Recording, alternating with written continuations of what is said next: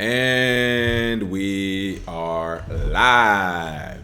Good evening, crypto warriors, and welcome back to Gem and the Crypto, episode 407. Today is Tuesday, June 4th, and I'm King. And I'm Bitcoin Zay, and we are here to bridge the gap between cryptocurrency and the community, Monday through Friday at 3-ish. At 3-ish. And today we'll be covering Tron's founder winning that $4.5 million bid to dinner with Warren Buffett, California CPAs pushing for crypto accounting clarity, U.S. FBI calls for Quadriga CX users to provide information, U.S. CFTC chair says blockchain would have improved regulator response to the 2008 financial crash, and last but not least, Bitconnect promoter won over another alleged crypto scam. But first and foremost, what is up with those free cryptic coins and that Bitcoin ticker today? Oh, yeah. So, our free cryptic coin winner today is Antonio. Hey, Antonio from the UK. I saw the comment. Oh, yeah, definitely. Thanks for your comment. In response to our question about Bitcoin being traded for cash, do you think they'll make it illegal completely? Thank you for your comment, and we'll be sending that free cryptic coin to you. He definitely agreed with us where we said it's possible. It would be pretty hard to stop it altogether, but they could try and do a blanket ban. So, Shout out to Antonio. Thank you for that question being answered. There we go. What's going on, Shannon Allen, Allison Thompson, Tessa Hall, of course, Tony Nolly, Antonio, Shannon. I said your name. There we go.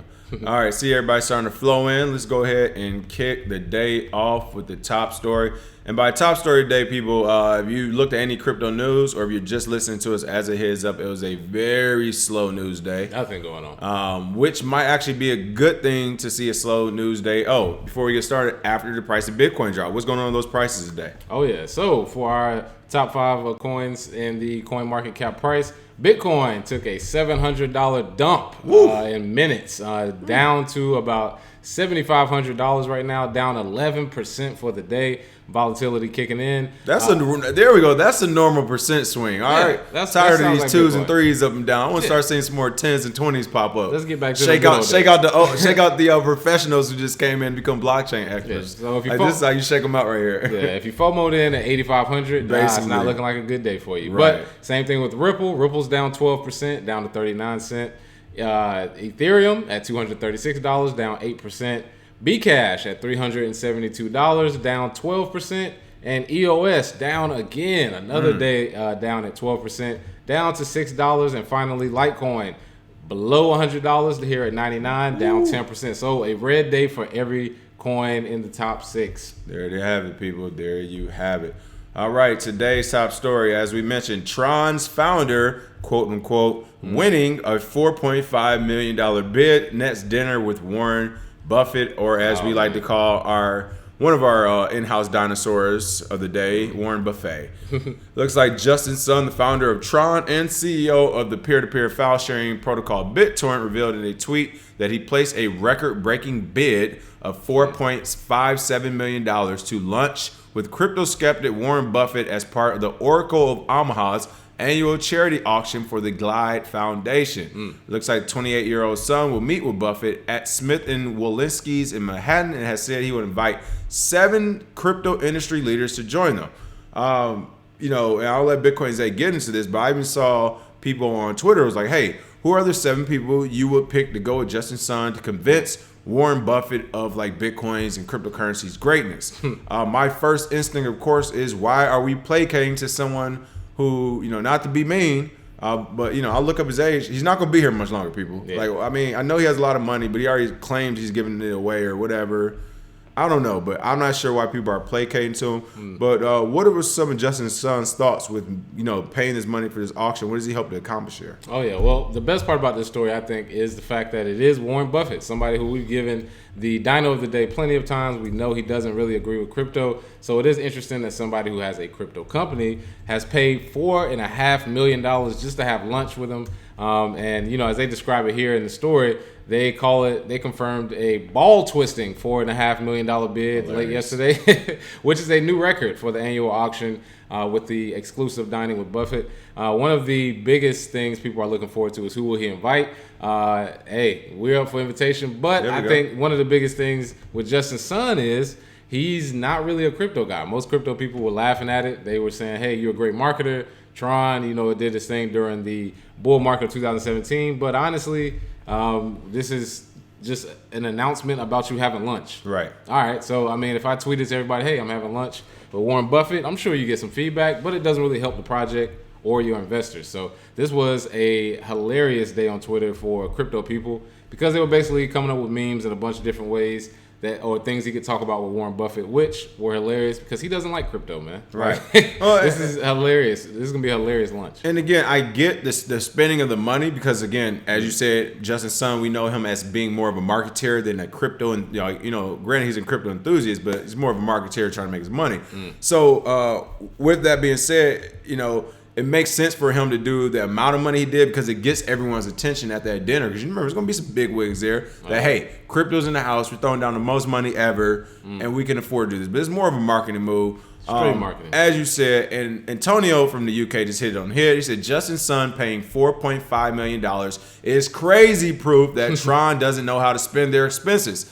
I fully agree, Antonio. Yeah. You're supposed to be leading this huge crypto project into the future. You just got BitTorrent. You got all this stuff going. And again, come on, people. I know better. If you're the top executive, you're probably not doing everything. Someone like Justin Sun might not even be doing anything. You might have teams in place to take care of all this stuff on the crypto front.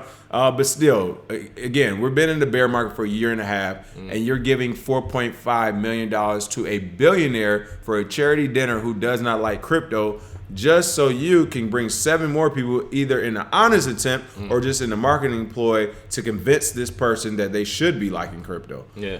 I'm not understanding this. Or, I mean, what if he gets there and he doesn't want to talk about crypto because he realizes this is a waste either way. Because even if you get there, who cares what Warren Buffett thinks? Right. Warren Buffett is 148 years old. He'll be out of here. He has the best 2 weeks of his life ahead of him. Hilarious. I don't think we care that much about his opinion on crypto. So if you want to read his old stuff, how he became, whatever, the Omaha Oracle or whatever they call him, cool. But on the crypto front, we don't need him. But Tron, founder, Justin Sun, we know he is a marketing genius. Right. So they have us talking about it. They had everybody on Twitter talking about it. And I'm sure people in the mainstream who don't know who he is, they always look and see who paid for this lunch. So I'm sure they'll look up his company as well. Right. Jizzy Mack said Justin should have just pumped Tron with the $4.5 million. That would have been a better idea too. Let's see. Jizzy Mack said exactly as you said. They might not even talk crypto really. And of course, Shannon Allen says dinosaurs die every day. B. Expensive press release. Exactly. Again, this is crazy to see for someone who doesn't want to be in crypto, doesn't like crypto. Yeah.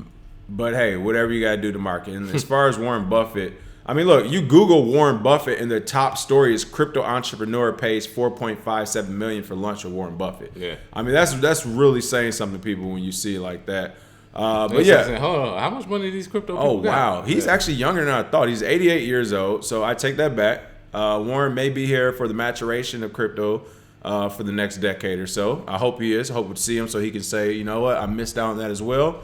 But still, he's a bit too old to try to convince, hey, you should be over here in crypto. Yeah, I can see us now saying "I told you so" to a 98-year-old Warren Buffett. Exactly, and I was just I told you so. He was like, man, I was just gonna I say have $100 billion. I don't care. and like in my 30s, there are things that you can't convince me anymore. I'm good to go. Like no matter how great they are. So I can only imagine at 88, he's probably like, look. Guys, whether I believe you or not, you're messing with my money. I really don't care. Like my stuff is in place. Right. All right. I own everybody you look up to. Seriously. Who cares? All right. California CPAs push for crypto accounting clarity. Word. What is going on here in Cali? Oh yeah. Well, the California Society of CPAs is pushing for clarity in accounting and disclosure rules regarding cryptocurrencies. We told you this was coming. CPAs out there, people who do taxes. Cryptocurrency industry is empty. It's wide open. The floodgates will open at some point. You could be the first because people like the California Society, they've cited a lack of specific guidance within the U.S. GAAP, the standard accounting protocols which are followed in the U.S., they have no specific guidance. So 54-member committee, they are concerned with the reporting methods utilized by different companies. Do you itemize cryptocurrencies on their financial statements and whether the varying approaches reflect the nature and risk of holding cryptos. So, for example, if you're accounting for cryptos and the dollar value decreases, do you go with the dollar amount? Do you use the crypto amount? If it's a utility token, do you even care about the amount? If it's, a security, it's a whole lot of different things that have to be cleared up with the CPA, and it looks as though they'll be trying to get some sort of answer now, as is quoted here. We believe the uses of cryptocurrencies will not diminish over time and will continue to expand in both volume and new fields of application. So they know it's coming. Basically, everybody who's in accounting needs to pay attention because this is the next wave of accounting. There's some people who may not be as good as them at traditional accounting, but they can do straight cryptocurrency accounting. They'll be highly wanted as far as on the job market. So, hey, man, hopefully this gets cleared up because they do need some sort of guidance. Right. And I will say this, again, I can appreciate California's accounting community or anybody else, internationally, accountants, tax people, everyone trying to get this start on cryptocurrency, whether it's because, hey, I see this coming, it's good business, whatever the reason. But one of the things I want to say for people who are in crypto, who are in the industry, these are actually the things you want to continue to push back against. Yeah. Because the whole point of crypto is have your privacy taken back. You remember, we're supposed to be private citizens, at least in America. I can't speak for every country. I know people listen to us from everywhere. But in America, you're supposed to be a private citizen with a public government. So when you talk about accounting and stuff, all of that goes straight to the government. Yeah. And personally, I feel like there's no reason for them to know how much crypto you have, how much you lost, how much you spent. Why? You guys need to budget the federal $21 trillion debt that we're in, even though we admitted yesterday, of course, most of it's made up. But you got enough on your plate. I feel like they don't need to come over to crypto world. Again, I know this is wishful thinking because gang, we know how this thing goes. So as you said, I would definitely give a round of applause for California CPAs for being on top of it. And I'll also say for all those California CPAs who are listening, since there aren't any rules, just start making them. Yeah. Literally start writing them, drafting them, have everyone in the accounting community agree with it, push it out to people in the crypto community, get some cosigns and run it up that way. That's the way I feel like this should be working instead of Wednesday morning you're waking up and they're saying this is how accountants are. Your rules. Yeah, accountants, you're going to do it like this from now on, and everybody, you're going to follow this, even though you all voted for us so we can make these team decisions. We're going to make it for you. So, but again, it's good to see, and as you're saying, I mean, it's kind of showing that it's coming mainstream. Mm-hmm. I tell you what, these accountants, especially the entrepreneurs, better hop on top of it because as this article also states, we anticipate it will not be long before major companies start using cryptocurrencies, such as illustrated by JP Morgan's decision to issue JPM coin. Well, these big companies are going to have accountants coming down the pike too. Mm-hmm. So if you're a small business, mom and pop, small firm, this is the right move. And again, the even righter move, the even greater move is to start forming the regulations and the policies yourself. Mm-hmm. That way we're not dictated to what they end up being. Oh, yeah. And shout out to Rebecca Samuels, who we actually interviewed. Oh, that's right, yeah. She's a CPA based out of D.C. She has her own crypto tax company, and she's one of the people that said that as well. She was saying, hey, the rules can be written, but they need to be written by us. We know about crypto and accounting. These people that are at the higher levels, they don't really know exactly what's going on. They're going to bring people in to do it, and why not the people who are involved in crypto. So shout out to California CPAs looking for some guidance, trying to get in there and get the rules where they need them. All those other people, they might not know anything about crypto, but they know how to rob somebody, all right? Oh, yeah. That's what they are very good at. They've been doing it for a long time. They're like, look, we don't know what you got in the safe. We just heard it's valuable. We about to open it, okay? Oh, yeah. What's going on, Minhu? What's going on, Ryan Cooper? See a few more folks coming in here. Yes, it's pretty funny. What's going on, Tony Nolly? Said it's the sheep asking the wolves what the rules are. That has been the entire... That's been like this since the bull run of 2017 started. Like literally when the bull run of 2017 started, actually a little bit before that. And you really, again, I really kind of pushed the regulations. You had a lot of middle-aged professionals from other industries coming into the crypto market, wanting to make these crazy returns you hear about, but not wanting to have any losses. I mean, forget mitigating risk, but they didn't want to have any losses. Yeah. So their thought was to, hey, let's just keep asking for government help, regulation help to clear up some of this mess where basically all these mom and pops, smaller investors, retail investors couldn't do anything in the market. Only people with a lot of money could. But again, that is exactly like asking the sheep asking the wolves what the rules are, because as we saw, the wolves, being regulators and government, came in and saying, all right, you have everything is a rule. Yeah. If you can make money on it, we can't. It's a rule that you can't do it until we get our piece. So. The rules are called I win. Right? Yeah, really. The name of this game is called I win. Yeah. G. Graham, what's going on from Shasta, California? I have to Google that. And last but not least, I saw another pretty funny comment. Tony Nolly is on fire today, I guess. Tony Nolly also said, Justin's son and Warren Buffett, the whole dinner, he said it's like taking a exotic dancer to dinner, basically. Something that if you ever live in that world, you don't need to do. Oh, yeah. But there you have it. U.S. FBI calls for Quadriga CX users to provide information. I love the magnifying glass on just like a regular human in the hoodie, just trying to get their crypto on. And all of a sudden, the FBI was like, hey, hold on. Looks like the United States Federal Bureau of Investigation called for former users of the Quadriga CX crypto exchange to provide information in an official announcement published on June 3rd. If you remember, Quadriga CX had the $145 million to $191 million, whether regardless it was a hack or whatever happened, but $150 million plus dollars went missing. So the FBI, in their hopes to help recover it, I guess, or to help figure some things out, they're going to the users. What are they asking from the users, and what are some of the users saying? Like, what's the feedback from the community on this? Oh, yeah. Well, it looks as though the FBI, which has published a questionnaire for the victims, are asking for personally identifying information, contact information, and details about their accounts. So if you have a big account on Quadriga CX, it's over now. If you want your money back, you got to give up your information. They actually released in the statement, adding your responses are voluntary, but would be useful in the federal investigation and to identify you as a potential victim. Based on the responses provided, you may be contacted by the FBI and asked to provide additional information. So one thing I do want to point out about these exchange hacks is that if there are exchanges that don't have KYC or have a lack of it, one thing that can happen is they can have somebody hack it, and then in order to get your money back, you have to give your information. This is another way for them to do KYC. Oh, you don't want to do KYC up front? We can just get you hacked, and then we can get your information on the back end. Right. Looks like this is what will be happening with the with Quadriga CX. And if you want your money back, if you want to be a victim, give us that information. So FBI and IRS, they are on top of it right now, and they're going to probably be on it for a while. That's a lot of money that went missing. I can see the FBI right now is like going to people's doors.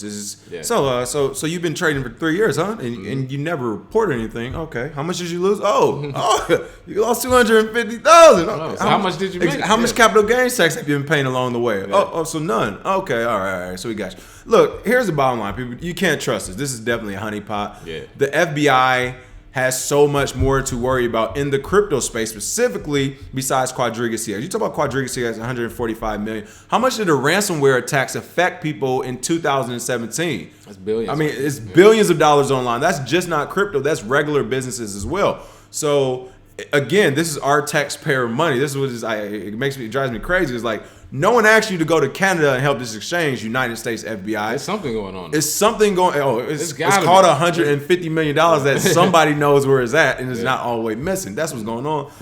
Again, you talking about Bitconnect. How much have you heard the FBI reach out for Bitconnect people? Yeah. You talk about OneCoin. It's been plenty of scams, a lot of money going missing, a lot of different things have happened, which have been way more important than Quadriga CX to use public money via FBI to go investigate or ask people to fill out questionnaires. We don't need them to do that. And for those who lost money in Quadriga CX, your money's gone. Congratulations, you just graduated another year at Crypto University. I know the tuition is steep. However, this is crypto, people. That's how it goes. I guarantee majority of these people that got hacked at Quadriga CX or lost money there will not be losing that type of money in crypto again. Yep. All right, so stay away from the feds, people. We keep telling you. They just drag you into that. They slide in. Drag you into that water deeper and deeper before you realize, oh man, this is really deep. I can't swim. I can't swim at all over here. USCFTC chair, blockchain would have improved regulator response to 2008 financial crash. What's his name? Is it Grandpa or Bitcoin father Giancarlo? Father of Bitcoin. Is that the fake name? What's going on here? No, seriously. Yeah. Well, his real name, J. Christopher Giancarlo. There we go. Who spoke out in support of cryptocurrency. So he's been called, I guess, the father or crypto dad. Everybody getting invited to the cookout. That's the problem. Because his kid liked crypto, so he was like, well, I like it too. Okay, whatever. But he basically stated that blockchain technology would have allowed for a far faster, better informed, and more calibrated regulatory intervention in response to the 2008 financial crisis. He made these remarks during a speech entitled The New Futurism, 21st Century Financial Markets, Technology, and Regulation, which was delivered in Rome, Italy on June 3rd. So he reflected on blockchain during his speech. He talked about the financial crisis, and he basically stated how transparency and the ability to get information to a lot of different people at the same time is why blockchain is important. He actually continued by saying what a difference it would have made a decade ago if blockchain technology on a private distributed ledger accessible to regulators had been the informational foundation of Wall Street's derivatives. You don't say, because we didn't know. I mean, I didn't really know all the ins and outs of the bear market until Wolf of Wall Street came out. Like it took like 10 years for them to get in the story. Boiler Room, or something similar like that. It took a while for them to get out the information. So that was ridiculous. We should have been able to see the transactions like the next day. It should have been able. Just look at these transactions. Something's going on. He also stated, at a minimum, it would certainly have allowed for far faster, better informed, more calibrated regulatory intervention instead of the disorganized response. So that's why we say we'd rather depend on math than humans, because math, it doesn't have emotions, it doesn't have backdoor deals, it's not married to the SEC's daughter. None of that happens with machines. These are all real things in humans that happen with Wall Street and SEC. So you have this disorganization. So this just goes to show, if there is another crash at some point in the near future, if we have blockchain technology, we can solve it quicker, and we can figure out the bad actors the same day. And you want to talk about something else where blockchain technology would come in handy at? Let's say it is 2008 again, and the government decides, hey guys, we are going to give a lot of your tax-paying money that you decided to give us to the government to pay for things like roads and schools and hospitals and all that stuff. No, we're not going to do it. We're going to use that money to give to a bunch of bankers who are already billionaires. We're going to give them more money so that they can save their company with your money, not their own. Because this was crazy to me. You talk about some of these, the 2008 crisis, some of these banks that got these loans and stuff from the government, whatever you want to call it, basically just got money from the government. Their owners are all billionaires. They don't need the money. They need to go into their own pocket and double down on their business again. But anyway, with something like distributed ledger or blockchain technology, the next time the government says, hey, we're going to give bankers or whoever else on Wall Street another $40 billion to keep their businesses afloat, we all can use consensus and say, no, not our money. And then literally everyone has that vote on the blockchain, or have the ability to literally stop the federal government from taking our tax money to give to bankers, who in turn gave out bonuses that year to their entire staff. So it's absolutely insane that we haven't had it this much, and that technology has been pushed back against. But this is why it's getting pushed back against, because there are real corrupt actors. We kind of talked about this yesterday. They don't want you to know where the money is going, how they're spending it, or what's happening next. You're supposed to be in the dark. So something to think about, people. Oh, yeah. Honestly, I mean, 2008 should have sent our country into a civil war. Yeah, should have. You know what I mean? Like, they kept everything under control with iPhones. That and misinformation. Yeah, right. That's my theory for why iPhones came out so large. That and misinformation. There was a bunch of people talking about, well, the government got repaid back by the bankers and stuff. Like, really? You think a person who has figured out how to make billions of dollars made it by being in the business of giving money back? Yeah. Come on. Look, Warren Buffett's a billionaire. He got another multi-millionaire giving him $5 million or $4.5 million just to eat lunch with him. For charity. And speaking of, I know, right? What's crazy too, you mentioned about the lunch thing, that they might not even get to that, to the crypto topic. I forgot about it. But one thing I want to piggyback on, people have actually thrown these lunches. I mean, I did PR for the military. I've been with Congress people, senators, 4-star this, Joint Chiefs of Staff. And for the lunches, usually there is a set procedure of how these things go. There's a certain amount of people involved, certain time limits. So let's say a lunch with Warren Buffett, an hour and a half tops. Let's say you're going to bring 7 people, Justin Son. You think all you guys are going to have this full open conversation? No.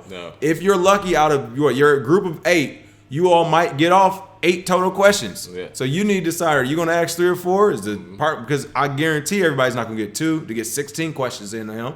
Think about how a conversation flows. 16 questions answered by Warren Buffett. How long would that take? Yeah, and he might find out your industry and be an a-hole and be like, I ain't answering nothing. Thanks for the money, son. Yeah, thanks for the money. Taught you a good thing about business. Warren, I want to talk about crypto. No, you don't. Yeah, that's all right. I ain't talking about that. All right, last but certainly not least, Bitconnect promoter won over another alleged crypto scam. What? Listen, we've said it before. Scammers gonna scam. What's this one about? Well, the Times of India has reported Monday that the police in India have received complaints that the promoter Divesh Darji have been offering investors investment on a token called Regal Coin, claiming a possible 5,000% return. Basically, the investment scheme was that for every $2 you put in, you could earn $100 as an investor. Reel them in, just in case. And he also promised investors they can earn back their principal investment in 99 days. And earn interest through robotic trading profit, along with 1 to 1.6% in referral bonus. This is exactly what Bitconnect was. This is the only scam he seems to know, but he keeps getting money out of people because he basically took $650,000 from investors. And one of the funniest things about this story is that he was with Bitconnect before, and Bitconnect just came back. If you saw it, Bitconnect actually had a advertisement that they're back now. So it looks as though they revved up the scam machine and was like, well, let's just keep going. This guy who worked at Bitconnect probably took the same thing, copied and pasted, and he got some more people in India. So shout out to Regal Coin. Well, we need these scams to come to light. Right, yeah, for sure. So we can make sure people don't use them and get these people out of here. And it's crazy you actually said Bitconnect's making a comeback, because I think I know one person who stands to make a lot from that. Hilarious. Oh, yeah. And you want, go ahead. I was going to say, you want to hear the actual crime that they committed? It's called the Protection of Investors Deposit Act and the Prize Chit Money Circulation Scheme Banning Act. What? Exactly. That's too much crime for you to be committing, dog. Right. Stop running Bitconnect scams. Stop it. Just leave your money in crypto. Like 7 crimes in one. So I will say, you already kind of talked about it as far as like, hey, we're covering this because these scams keep popping up. But another primary reason is because the one thing we've harped on for the longest since one of our first few shows is that the reason why we bring all this stuff up, we really were harping on it in 2017 when you got Jeff Garslick, who's our guy that did the identity change stuff.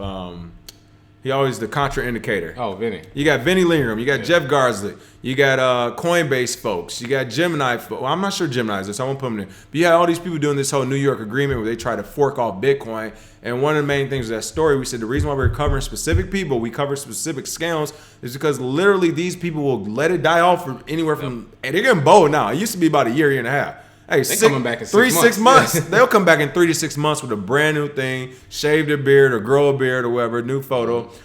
So we want to point this out because it will continue to happen. It is going to keep happening. Like literally, the same people who did Bitconnect, the same people who did whatever, they are the same people who are involved in that New York agreement, trying to fork Bitcoin so they can own it as a business or as a private industry and work with the government.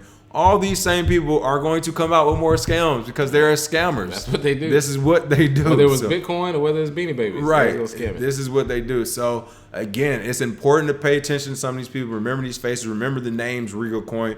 Remember the name Bitconnect. Because, again, give it 2 more years. When you get a whole new slew of new crypto people and Bitconnect gets relaunched, people going, huh? I don't know. All I know, all I know is you're mad at me and you're wrong because you didn't get in it early enough to get 1,000 back every day. All right, that's what you're going to be getting back from people in another 3 to 5 years when it launches. But all right, go ahead, withdraw it. Right. Well, I mean, I can't do it right now, but in 262 days, I'm gonna be worth a bunch of money. Like, right. Exactly. Never getting that money. Heard it so many times. All right, quick couple of comments before we get this free cryptic coin out. Wife says no. Welcome back. What's going on? Said, hey gentlemen, do you think we are going to fill that gap around 7,100? Not sure if you believe in TA. Yes. You can answer first. Oh, yeah. I was going to say, yes, definitely believe in TA. That gap is looking more promising to go down. The euphoria of the price going up, in my opinion, like I stated before, you have to wait and see if it passed 10K because everything before that is just a range. Yeah. So we're still in that range between 6 and 9K. Like I said, it'll probably be sideways for the summer. People go on vacation. This is what happens. So, as far as a price point, wouldn't say it's stopping right there, but I do think it may head there. So, for my side of it, I also believe in TA. However, I think right now in this market, it's 30% accurate, maybe? Yeah, maybe 30 to 40 because just so much. I mean, we've already seen with the regulations that happened in 2018. Yeah. So much relied on fundamental analysis as well, where literally the charts and say, I mean, you look, as you said, like the summertime, price goes down, all that good stuff. Yeah, that's more fundamental stuff. Yeah. We see it around holidays. Well, I mean, at this point, you can chart. I mean, the trends from last year is the same previous year. But it's also one of those things where you got the, CFTC comes out one day and says something. It might be positive or negative, and that can change the game. Justin Sun comes out from the Warren Buffett lunch and says, guess what, people? I got Warren Buffett to invest in crypto, and he's going to tell all his people, whether that's true or not, just him coming out saying that statement, we're going to get a little boost. So I think a healthy combination is important. You definitely got to look at both. Yeah. We could have a flash crash down to $10, like what happened on Kraken yesterday. And people get paid. Yeah. Did it happen yesterday? Yeah, 2 days ago. Yeah. Oh, 2 days ago. Okay, right. And what are we doing for the free crypto coin today? Oh, yeah. So for the free crypto coin, as we discussed, Justin Sun, the founder of Tron, is having lunch with Warren Buffett. First question, who do you think he should bring? Second question, what do you think they should discuss? Put that crypto coin address and we'll send those free coins to you. Who he should bring and what they should discuss. Oh, yeah. All right. Last couple of things. Someone said, G. Graham said, what's our opinion of Theta? Theta, haven't read up too much on it, but yeah, I haven't seen definitely check it out. Let's see. For technical analysis, someone asked, what is TA? TA is technical analysis. That is the charts and graphs you see when it comes to trying to find where the price of crypto will go. And last but not least, Ryan Cooper said Justin Sun should live stream the lunch and accept Bitcoin to join from users or from viewers. That would be the ideal thing, but depending on who, if he brings certain people, they're going to keep him straight as far as like, Justin, what are you doing? But I feel like if he brings the wrong people, or in his case, maybe the right people, he's gonna pull Buffett to the side, like, look, I know you don't like crypto. Are you invested or not? Because I got this thing going. Like, he's about to do some business, people. Yeah. Like, I will give him more credit than that, saying he will just pay that money and let it go down the drain. I'm assuming he's gonna pay that money. Oh, he about to go do some business. He like, look, I don't like crypto either, man. But look, here's the thing. Other than that, that's our show for today. Thanks for watching, and we will see you all tomorrow. Oh yeah. Cheers. Cheers.